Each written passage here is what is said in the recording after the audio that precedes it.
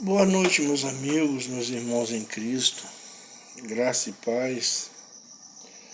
Passando mais uma vez aqui para deixar uma palavra para os irmãos, né? 1 Pedro, de 1 Pedro 1, 15 a 16, diz assim para nós: Mas como é santo aquele que vos chamou, sede vós também santos em todas as vossas maneiras de viver. 16. Porquanto está escrito: sede santo, porque eu sou santo. Né? Isso é Jesus dizendo, ele é santo, nós também temos que ser santos. Mas como assim ser santos? Nós não vamos pecar? Não, nós vamos pecar, todo dia nós pecamos. Nós pecamos no agir, no falar, no pensar, no julgar, né? Porque somos seres humanos, somos falhos, né? Nós julgamos muito. A santidade é um chamado para todo cristão, independente da sua circunstância ou do ambiente em que vive. Porque não importa se o cara vive em Copacabana, se o cara vive lá no Buqueirão da Roça, se o cara vive numa comunidade, né? O chamado é para todos, né? E todos têm que ouvir. Todos ouvem, mas infelizmente são poucos que querem abrir mão, né, da luxúria, do glamour, né, para seguir o Senhor. Como viver em santidade em um mundo cada vez mais afastado de Deus e corrompido pelos valores terrenos. Hoje em dia, a palavra de Deus ela está tendo pouco valor para os homens. O que está valendo mais hoje para os homens são o quê? Status social, ter amizade, né? Às vezes você vê uma jovem na rua, bonita, mas vai ver a casa dela como é que tá. Tá igual a vida dela, toda bagunçada, né? Mas ela tá ali de salto alto, toda perfumada, né? E assim que tá a vida do povo. O pessoal hoje está vivendo de aparência, né? Muita aparência. O que é santidade? Né? A santidade é uma separação para Deus. A santidade implica em ser separados. Os propósitos divinos, vivendo de acordo com os padrões de Deus. O que são os padrões de Deus? Né? A gente levar aquela vida de santidade, de honestidade, né? Que hoje em dia está raro isso, mas ainda tem ainda. Tem gente honesta, né? A gente tem que ser sincero para com nossos irmãos, que para Deus a gente nem se fala, porque não adianta mentir para Ele, não tem como, né? A gente temos que tentar levar nossa vida o máximo possível na santidade. Vamos ver o que diz lá em Levítico 20 e 26. Levítico 20 e 26 fala sobre isso.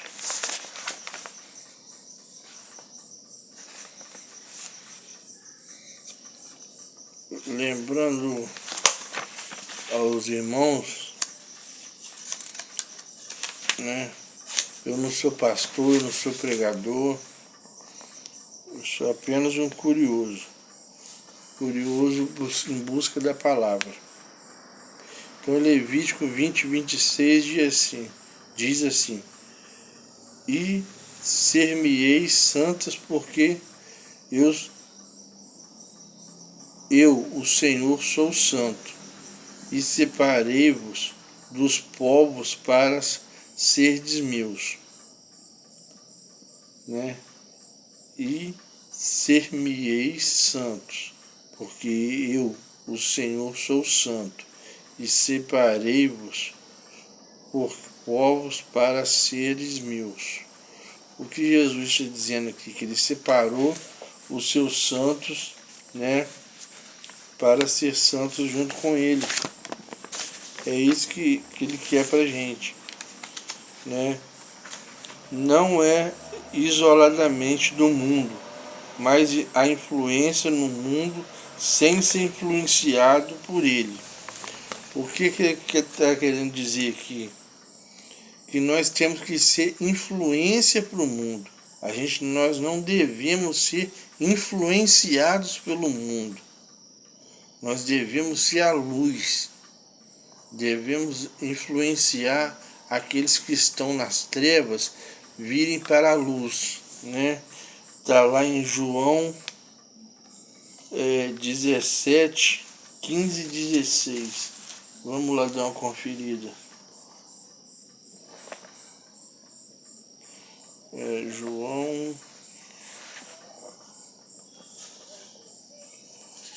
17.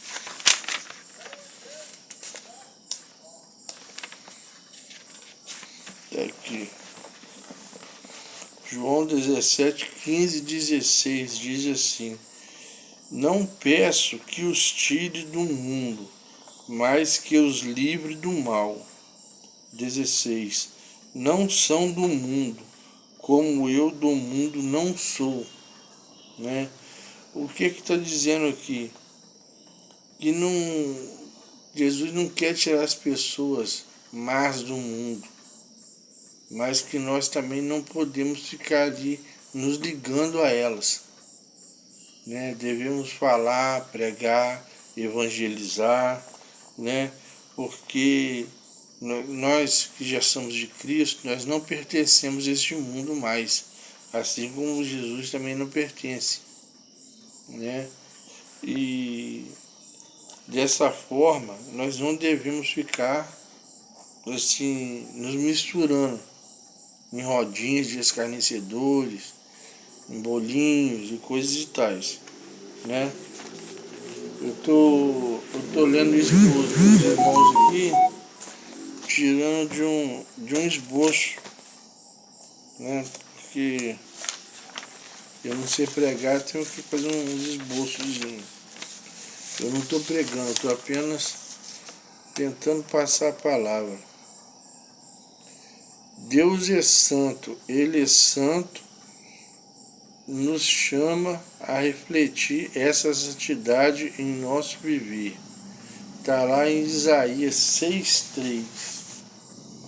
Vamos ver o que diz em Isaías 6,3.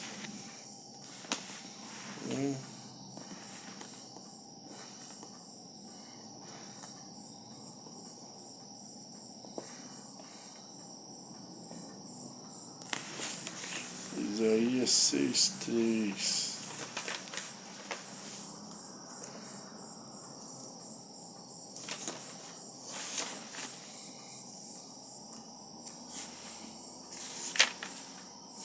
Tá aqui, ó.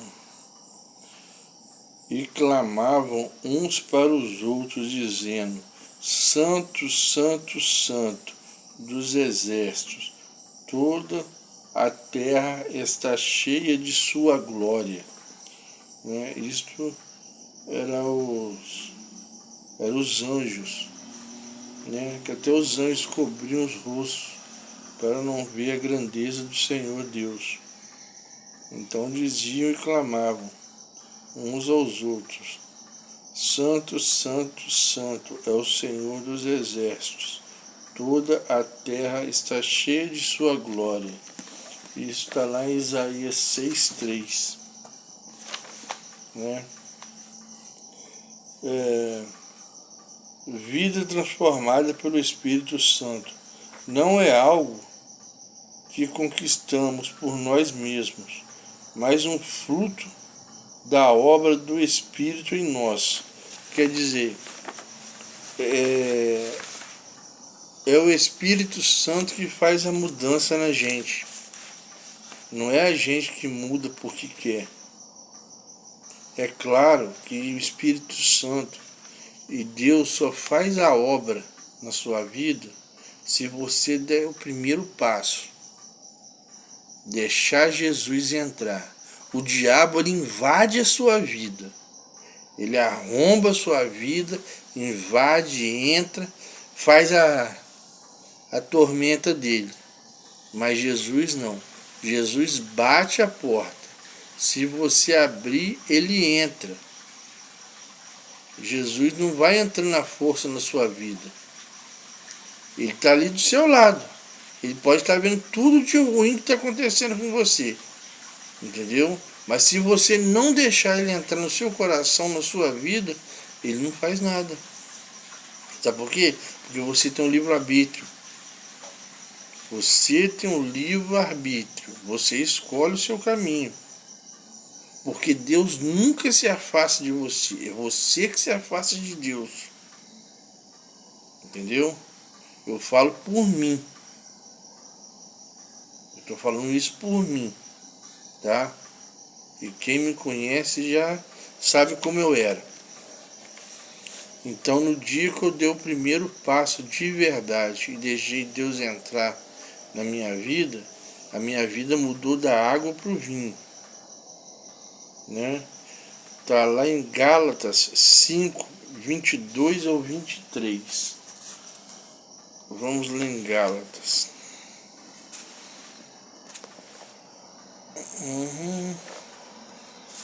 Glórias a Deus, meus irmãos. Porque antigamente, uma hora dessa, jamais eu estava aqui. Antes de deixar Jesus entrar na minha vida verdadeiramente, eu não estava aqui não. Queria esconder de mim e ficar em casa. Aliás, na casa da minha mãe, que é aqui embaixo. Hoje eu estou no segundo andar na minha casa. Com a minha esposa, a família que Deus me deu. Aliás, na minha casa, na casa do Senhor. Eu só estou aqui tomando conta para Ele. Deu um tchutchuzinho na luz, mas já voltou. Isso acontece nos melhores canais de televisão. Estávamos onde mesmo? Gálatas 5.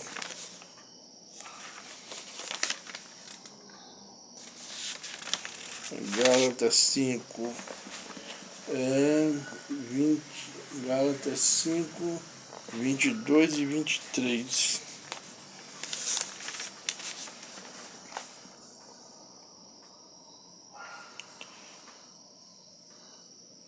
Mas o fruto do Espírito é caridade, gozo, paz, longanimidade, benignidade, bondade, fé, mansidão e temperança.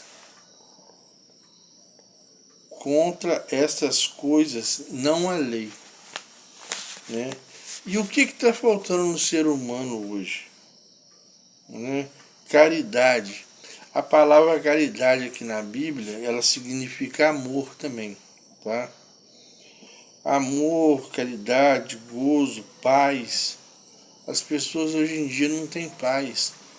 Porque muita gente é tão avarento que deita na cama já pensando como que vai ganhar dinheiro no outro dia. Como que vai passar a perna no seu próximo no outro dia. Né? E longanimidade, o Espírito nos dá benignidade, bondade, fé, mansidão, temperança. Nós temos que ter muita temperança, né?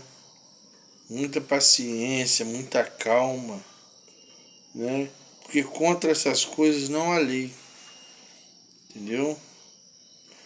Hoje em dia a gente está passando por tempos muito difíceis, mas isso dando uma puladinha disso aqui para Apocalipse, que não tem nada a ver. Se a gente ler o livro de Apocalipse, quase a metade das coisas que tem Apocalipse dizendo que ia acontecer, já está acontecendo. Então a volta do Senhor está muito próxima, meus amados. Muito próxima mesmo. A necessidade de santidade em um mundo corrompido. Hoje há corrupção em tudo. Todo lugar tem corrupção. Entendeu? Todo lugar tem corrupção. Até para você marcar uma ficha no PSF hoje tem corrupção, por incrível que pareça. O mundo está manchado pelo pecado e rejeita os valores de Deus. O mundo hoje rejeita os valores de Deus. O mundo hoje, ele quer tudo que é sofisticação, tudo que é novidades, né? As igrejas hoje estão cheias do nada a ver. Ah, que isso, nada a ver. Quando eu venho da minha igreja, da casa, eu vejo certas irmãzinhas que saem de cultos de outras denominações com certos tipos de roupa, só Jesus na causa. Nós estamos aqui para julgar, não apenas um comentário, tá? Estou fazendo um comentário que a casa do Senhor nós temos que saber nos portar, temos que saber nos vestir. Não é a roupa que vai te salvar, não, mas um pouquinho de decência é bom, né? Romanos 1, do 28 ao 32. Diz assim no 28. É como eles se não importam de ter conhecido a Deus. Assim Deus os entregou a um sentimento perverso para fazerem coisas que não convêm.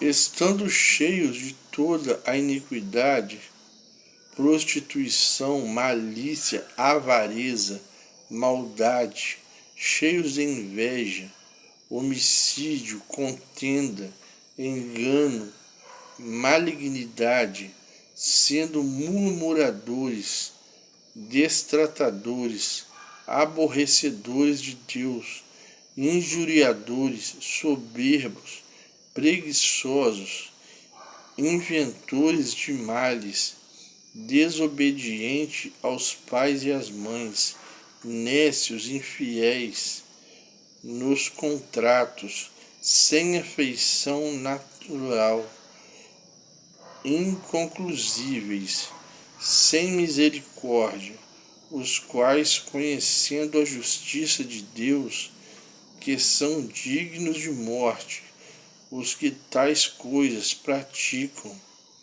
não somente as fazem, mas também consentem aos que as fazem. Quer dizer, tem pessoas que fazem isso tudo e ainda apoiam os outros que fazem, né?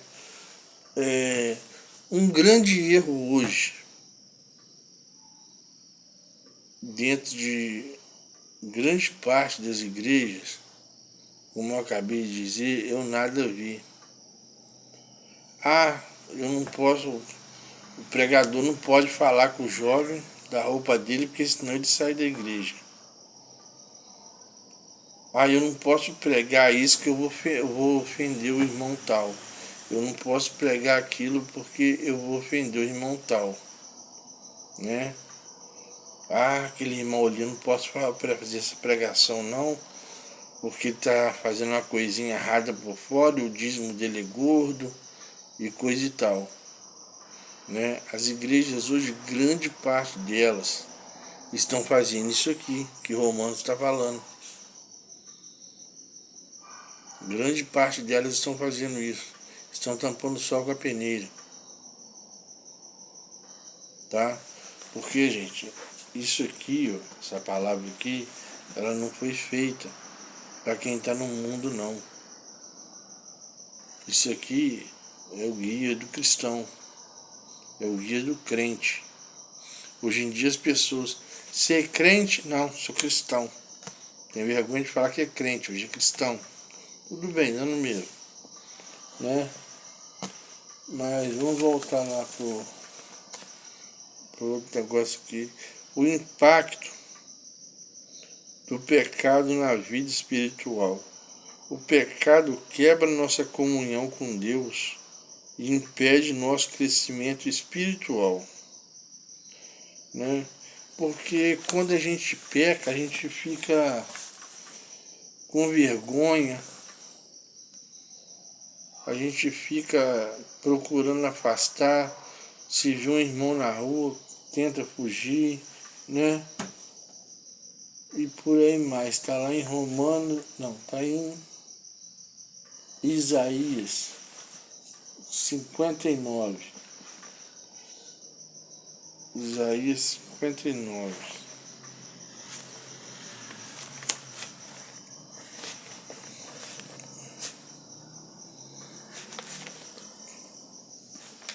Hoje o vídeo está saindo um pouquinho mais longo, porque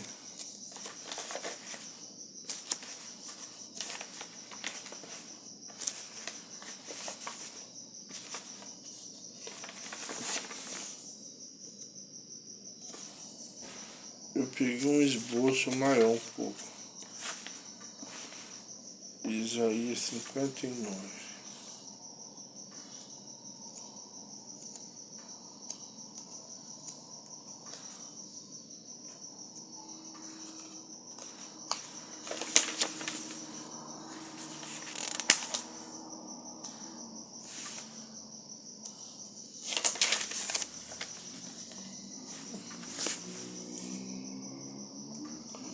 Isaías 59, 2 está aqui.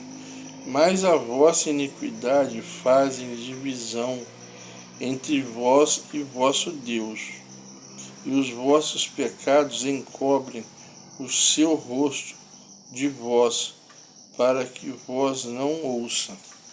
Quer dizer, o nosso pecado faz uma divisão entre a gente e Deus. Porque quando a gente está no pecado, a gente procura esconder, procura fazer de tudo que para não aparecer para o Senhor. Mas não adianta nós nos escondermos, porque Ele está nos vendo, né? Esse esboço é um pouquinho grande, mano. Eu só li a metade dele, porque o vídeo já tem 23 minutos agora e é muito longo. Se eu ler ele todo vai ficar muito longo. Eu vou tentar, no próximo esboço, tentar dar uma encurtada com a pregação nele. Na pregação não, comentário, porque eu não sou pregador, gente. Eu sou apenas um curioso que estou começando agora a, como se diz, manusear a Bíblia, né? Eu não tinha esse hábito, agora, graças a Deus, né? Estou começando a manusear a Bíblia e aprendendo, né? Eu quero deixar um convite para os irmãos e quem quiser comparecer na nossa igrejinha, pequenininha, simplesinha, né? Mas ela é imensa, ela é enorme, em amor, em bênçãos. Todos os irmãos ali têm uma história de bênçãos grandes para contar, tá? Eu sou um exemplo vivo disso, tá? Quem me conhece, quem passava aqui na Avenida Carvalho, que é ao lado da Fênix e me via, sabe disso, né? E nossa igreja fica ali na Governador Roberto Silveira ali, fica ali entre a Igreja Cairós e a Academia 9 ali, tá? O nosso pastor lá é o pastor Orlando, que é o pastor Noel, né? E fica um convite para vocês, às quintas, às segundas e aos domingos, né? As irmãs têm um trabalho lá de oração às terças pela manhã também, tá bom? Fica esse convite para vocês, tá? A igreja é pequenininha no tamanho, mas é imensa, é enorme em afeto, em amor, em carinho, em bênção e a presença do Senhor. Tá joia? Eu agradeço os irmãos, uma boa noite e a paz do Senhor Jesus a todos.